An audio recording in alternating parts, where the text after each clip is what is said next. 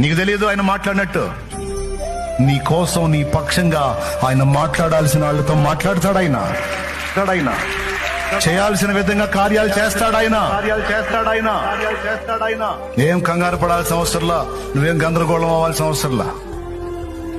ఎవరితో మాట్లాడితే నీకు మేలు కలిగిద్దో, ఎవరితో మాట్లాడితే కార్యాలు జరుగుతాయో, మాట్లాడాల్సిన వాళ్లతో ఆయనే మాట్లాడతాడు.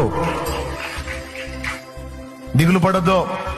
విశ్వాసము గలదానవై ఆయన సన్నిధిని ప్రేమించు. విశ్వాసము గలవాడవై ఆయన సన్నిధికి చేరి నీ బాధ, గోడు, వేదన అంతా చెప్పు చెప్పు చెప్పు.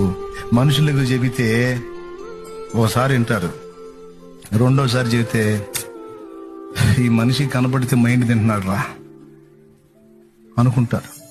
10 మంది దగ్గరికి వెళ్ళి నీ బాధ 10 సార్లు 10 మందికి చెప్పుకునే కంటే ఆ 10 సార్లు ఒక్క దేవుడు, నీ ప్రభు అయిన యేసు దగ్గరికి వెళ్ళి చెప్పుకో 10 సార్లు.